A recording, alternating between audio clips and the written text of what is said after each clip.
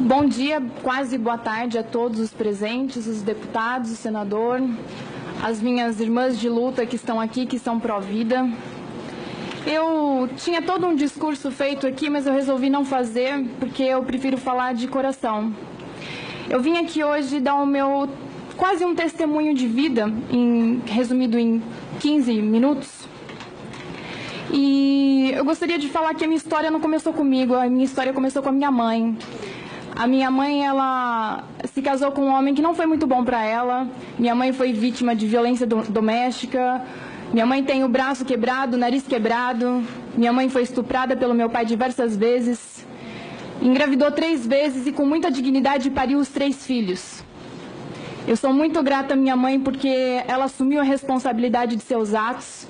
Não pensou em abortar, mesmo em todas as dificuldades muito ruins que ela passou na vida. Eu vim de um lar completamente desajustado e violento. Tenho um irmão, as pessoas não sabem, eu tenho um irmão que é adicto em crack. Sofri muito na mão dele, junto com os meus pais, que ainda sofrem. Apanhei muito, meus pais apanham, dele até hoje. Sofremos muito com esse tipo de problema. Saí de casa cedo. Aos 17 eu estava na prostituição para fugir de casa, para tentar um mundo melhor. E nesse contexto todo eu conheci o feminismo. Eu achei aquela ideia maravilhosa, aquela ideia de empoderamento da mulher, aquela ideia de que as mulheres têm que ser independentes, que as mulheres têm que ter poder, têm que ter voz. Eu me apaixonei por aquilo e fiquei 4 anos militando dentro disso.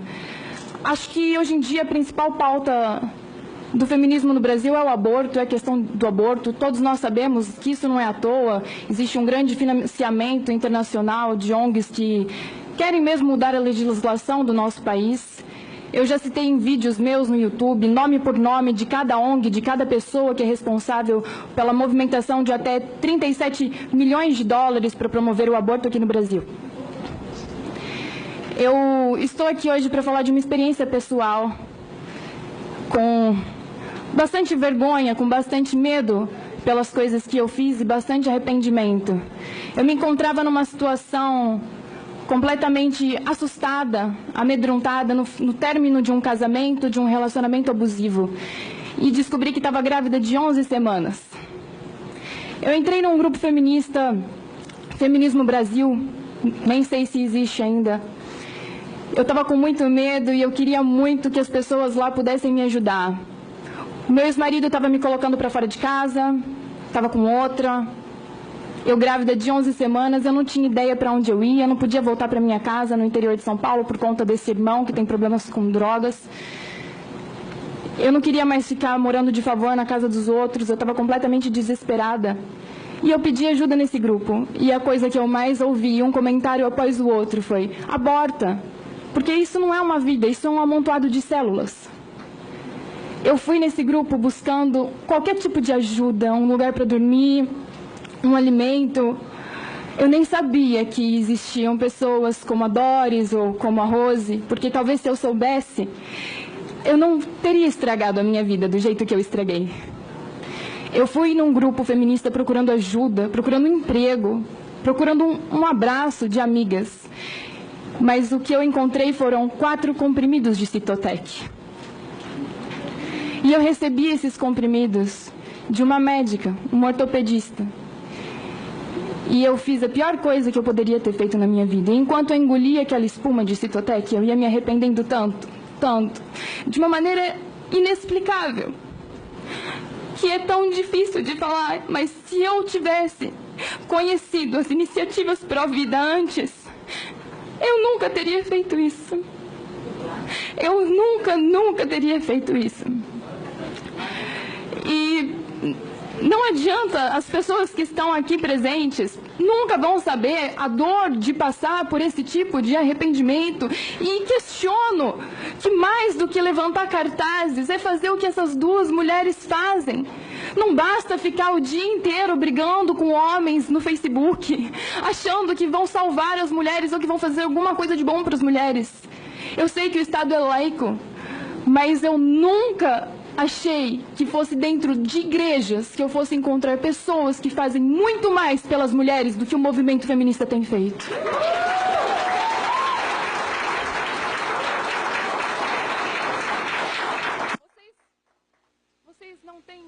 noção do que é conviver com essa culpa e o incentivo que o movimento feminista faz, a facilitação a esse tipo de crime, é muito grande. Eu venho aqui hoje para fazer uma denúncia. O movimento feminista no Brasil tem grupos organizados no Facebook que facilita o aborto para outras mulheres. Se faz vaquinha para comprar Citotec, se faz vaquinha para juntar dinheiro para fazer aborto. Eu venho aqui fazer essa denúncia. Aconteceu comigo, acontece todos os dias. Todas as provas estão no meu celular e já foram devidamente passadas para as autoridades responsáveis para que seja aberta uma investigação. Não é fácil conviver com essa culpa e eu não desejo isso para nenhum tipo de mulher. Eu não sei o que tem na cabeça das pessoas de incentivar tal ato brutal e monstruoso, sem saber como que a mulher vai ficar depois. É muito fácil você dar Citotec para alguém, é muito fácil você incentivar o aborto, é muito fácil você dizer que isso é só um aglomerado de células, desconsiderando completamente qualquer emoção ou qualquer sequela emocional ou física que a mulher vai ter depois disso. Eu não durmo à noite. Eu tenho sonhos. Eu sonho com pedaços do meu filho saindo de mim e eu sonho tentando colocar eles de volta e vocês não sabem como é isso. E eu assumo aqui na frente de todos a dor que eu sinto dia após dia. E de todas as mulheres, a Doris bem sabe, porque ela convive diariamente com isso. De mulheres que praticaram o mesmo que eu, porque não sabiam que tinham outra escolha. Não sabiam que existiam pessoas muito boas, religiosas ou não, que cuidam de pessoas que, por desinformação, e apenas desinformação e o incentivo de terceiros, cometem esse tipo de monstruosidade. Mães estão se tornando assassinas sem saberem. Mães estão sendo colocadas contra os seus filhos sem saberem e incentivadas dia após dia pelo movimento feminista. E eu tenho muita pena, eu tenho pena e eu rezo por essas meninas, porque a maioria é tão inocente e tão boba que nem sabe que estão sendo enganadas. As grandes intelectuais, acadêmicas, políticas estão enchendo o bolso de dinheiro e usando todas as outras como massa de manobra. É incrível a lavagem cerebral que é feita. Só um minutinho, querido. Vamos respeitar as pessoas que estão aqui. Eu queria pedir a você que está com esse cartaz, ex-puta, ex-gay, que você baixe seu cartaz e eu vou pedir para tirar você. Os outros está tudo bem, tá? Não tô. Você acha o que você achar.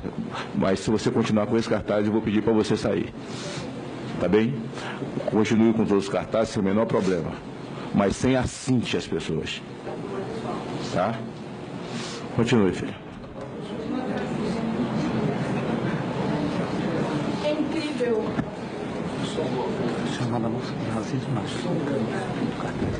É incrível como a gente pode ver o ódio carregado. Eu gostaria de questionar algumas coisas. A primeira delas... Só um minutinho, eu queria pedir também, essa coisa de nazista é crime, você sabe disso. Então, eu tô com todo respeito a você. Deixa eu... Filha, vai você e avise. Pra você falar de novo, eu peço para tirar você. Ninguém vai bagunçar isso aqui. Desculpe, não vai. Então, com todo respeito que eu tenho a você, continue com aquele outro cartaz, aquele outro seu. Baixe esse aí, tá bom? Não, depois eu não... Deixa... Mas ela tá... Escute, pera. Deixa eu falar com você. É porque ela... Deixa, por favor, deixa ela fazer a fala dela. Esse tipo de cartaz eu não vou aceitar, tá bem? Continua. Não tem pela ordem, não, filha. Você não tem palavra aqui, não. Desculpe, não tem nada de pela ordem. Entendeu? Não tem, não. Desculpe. Não, filha. Vocês vão ter a palavra. Tem três aqui escritos para ter a palavra. 3 vão ter a palavra. Só. Continue. Eu te agradeço lá, tá, filha? Eu gostaria de chamar a atenção para o ódio disseminado. Eu acho muito... Chega até a ser cômico o comportamento das pessoas ligado ao que elas pensam, porque os pró-vidas estão aqui, em nenhum momento eu vi eles ofendendo ninguém, e nem tumultuando essa comissão. Eu acho que os valores morais, eles são importantes, são de extrema importância. Um outro questionamento que eu gostaria de fazer são com relação às mentiras feministas, especialmente as estatísticas e falsas estatísticas. Eu confesso que eu nunca fui muito boa de matemática, mas se alguém quiser pegar papel e caneta e fazer um cálculo rápido, eu gostaria de questionar as estatísticas expostas pela doutora Melânia, porque se fosse realmente desse jeito, a nossa população estaria diminuindo, não estaria, né, aumentando.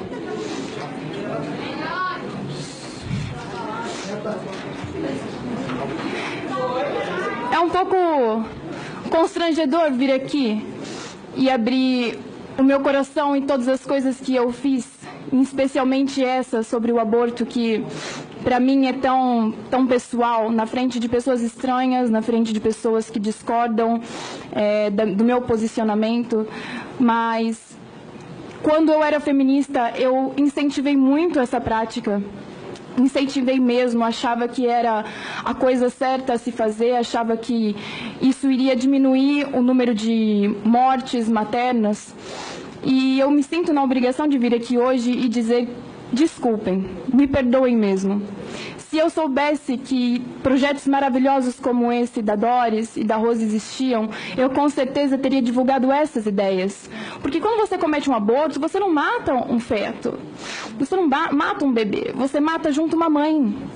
Você não lhe concede a oportunidade sequer de tentar. Ela precisa tentar. O arrependimento é tão grande depois, o suicídio, a depressão, as síndromes pós-aborto. O Estado não dá conta disso, o Estado não consegue dar conta nem do SUS, nem do que a gente já tem. E agora quer dar conta de aborto. As pessoas precisam pensar um pouco mais no sentimento uma das outras. Isso é uma coisa de extrema importância. Eu acho que o movimento feminista só quer legalizar o aborto, fora a parte de financiamento, por questões de ego. Porque existem tantas outras pautas importantes que estão sendo deixadas de lado. Eu vejo cada dia mais o feminismo falando só de aborto. Nós temos turismo sexual, exploração sexual, violência doméstica, violência obstétrica.